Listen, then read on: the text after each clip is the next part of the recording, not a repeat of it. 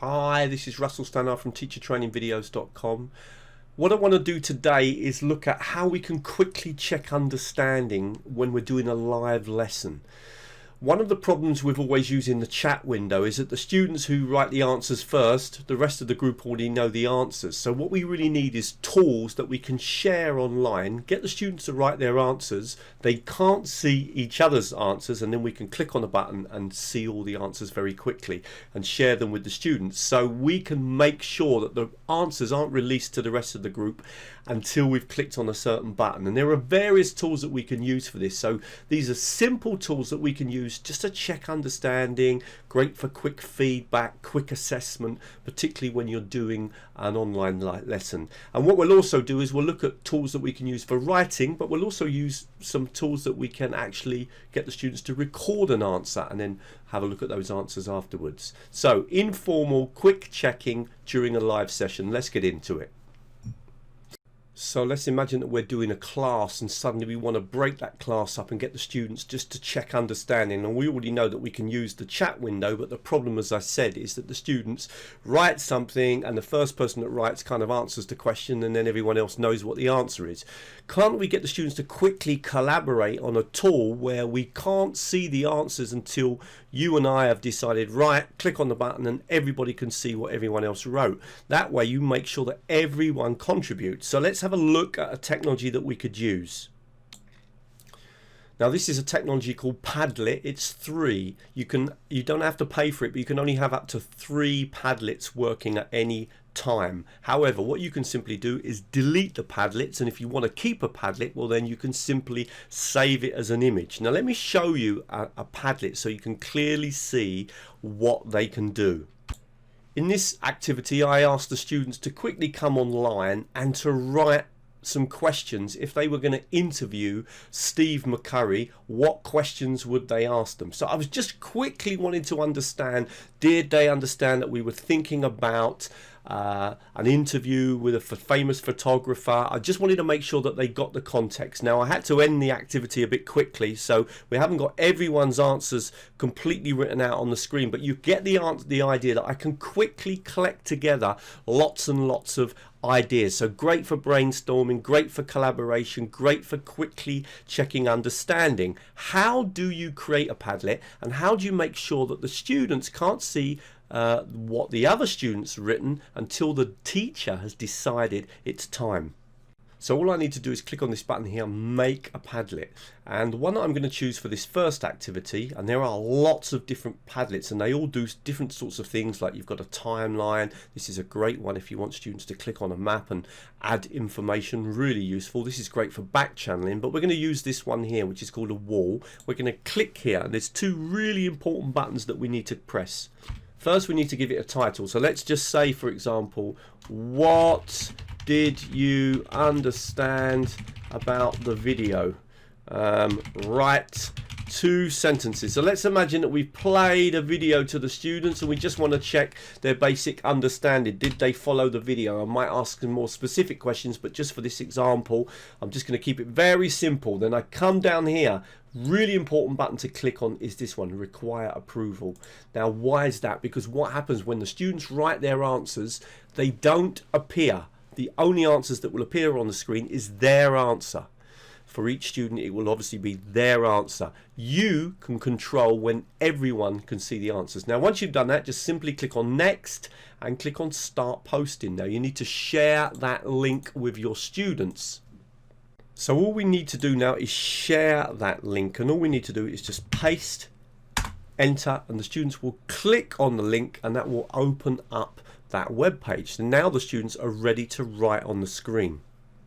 So now the student double clicks on the screen and I'm going to write my name. Let's imagine that I'm a student and I'm Tom, and then I'm going to say something, so I'm just going to write that and I'm going to press enter. And notice that if I click off the screen it says awaiting approval, and so this is not visible by other students, and exactly the same thing will happen to them.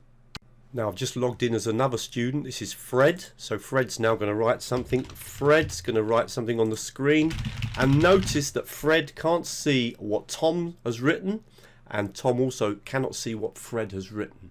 Let's go back now and see what the teacher can see. And here we can see the teacher's view, and the teacher just has to quickly read the answers and approve them, and now they're visible. So once all the students have written up their answer, the teacher can just click approve, approve, approve, approve, approve, and then all of the answers will be visible to the students.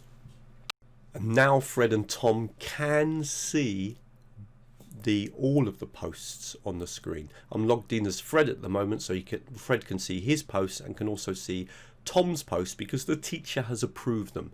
Now, another really nice thing about working with Padlet is if we double click on the screen, we do have the option of clicking here and adding voice. So we can click here and just click on the screen.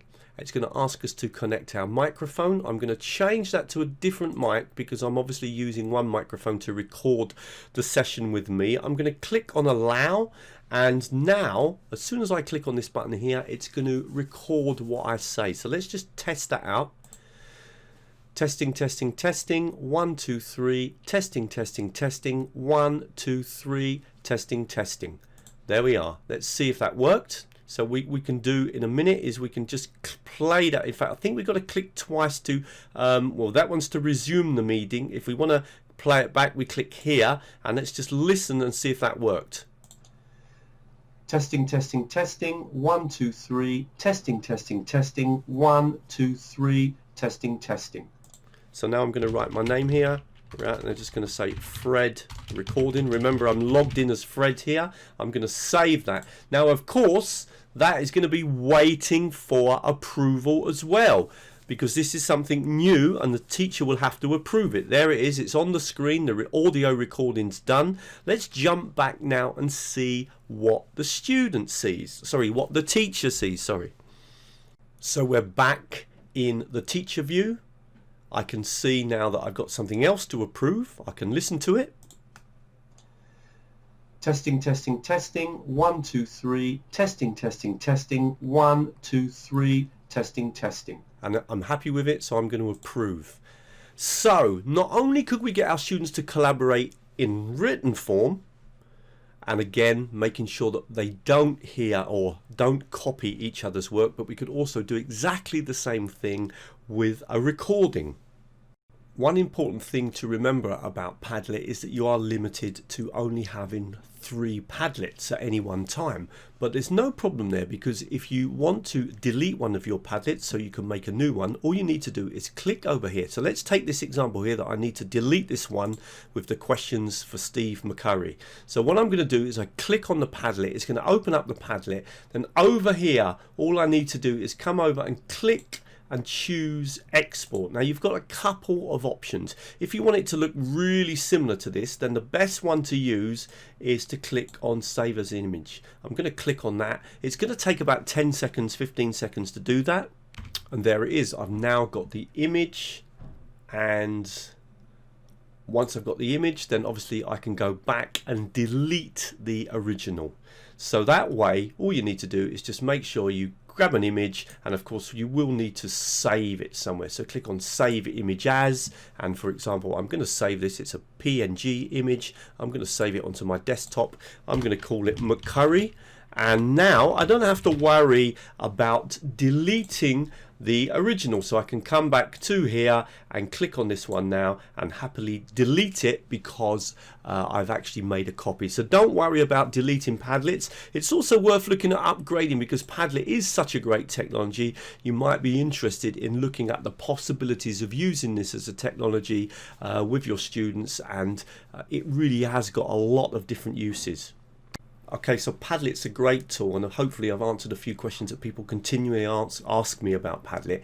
Now I'm going to go on to another tool that's even faster, and again it's this idea of quick check-in but stopping students from copying, so that we collect all their answers together, so we get more of a global view of what students have done. Let me show you how we can do that using a tool called AnswerGarden. So let's imagine that we've just watched a video and we just want to check a really quick understanding of what the students have understood about the video. And let's imagine that the video had lots and lots of mistakes that a presenter was making. It's one that I always use in my examples. And I'm going to quickly click on the plus button here and I'm going to ask a question and say, name one mistake the presenter made. So simple question, just to check their understanding. And I'm going to come down here and just going to do a couple of things in the question. I'm going to click here, moderator. This is really important. You'll see why in a minute. And I'm going to click here and make the answer length up to 40 characters. I'm going to come to the bottom here. I only need this open for one day. And I'm going to click on create. Now we've got a link. And again, we just share that link with the students in Zoom, so that they can begin to answer the questions. So now I'm logged in as a student and I'm going to write my answer. So I'm going to write here, this is my answer. Now remember, we clicked on the button that said moderate. So the student submits their answer. And that answer, as you see, does not appear on the screen. Okay, now we're going to log in as another student now. Now we're logged in as another student and this student's going to write their answer. So this is the second answer. And the same thing, you'll have to tell the students that they submit their answer, but it won't appear immediately on the screen. Answer will be hidden until approved. Now let's log back as the teacher. So we're back in teacher's view. The teacher clicks on moderate. The teacher can see that two answers are on the screen and they're going to click on them and they can approve it. So I'm going to approve the first one, click on this one here, approve it. Now the answers will be visible to everybody on the screen. And there you can see the answers. Okay, really hope that was useful. Please come to teachertrainingvideos.com. Loads and loads more technologies here at the top of the screen if you want to access them. Here you can see some of my latest videos and there's a few more underneath as well. And if you want to follow my work, the best thing to do is to sign up to the newsletter. That way you get updated with all the online courses, the blogs, the free videos, the webinars, etc. And then the other thing that you can do is you can subscribe to the YouTube channel and that'll update you on all the videos that I put up onto YouTube. Hope that was useful and thank you.